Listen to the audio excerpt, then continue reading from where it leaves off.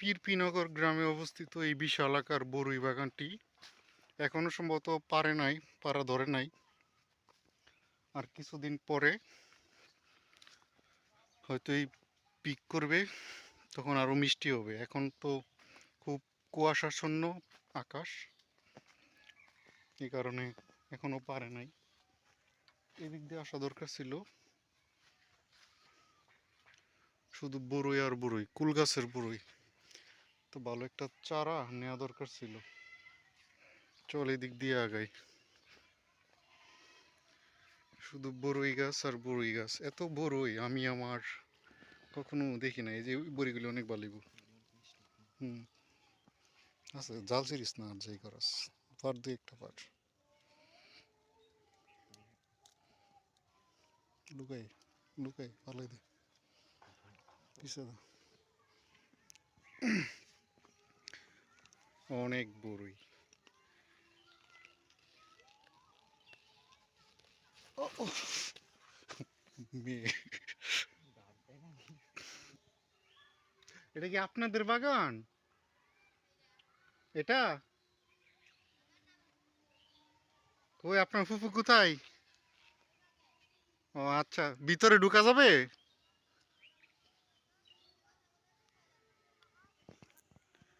আরে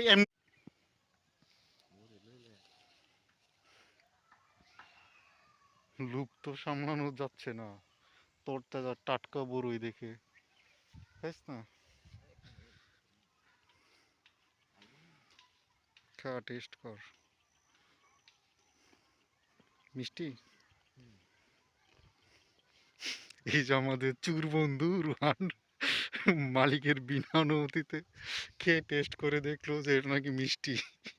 এখন যদি বিষ বা কোনো স্প্রে থাকে, তখন এই যে তুই দৌত না কইরা খায় ফেলতেছস, পরপারে যাবি গা। হ্যাঁ, পরপারে চল আমরা বড় বড় এর বাগানের দিকে রওনা হই। কোন দিক দিয়ে যাওয়া উচিত খুঁজে পাচ্ছি না, চল যাই।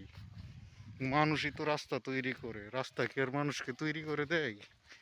যে দিক দিয়ে হাঁটবো এই দিক দিয়ে রাস্তা হবে, চল। হাঁটি হাঁটি পা পা করে এগিয়ে যাচ্ছি বরুই বাগানের দিকে।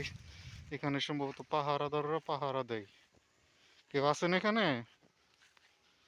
কেউ কি আছেন? কেউ নাই? কম্বল, কেউ নাই নাই নাই। বাগানে শুধু বরুই আর বরুই দেখা যায়।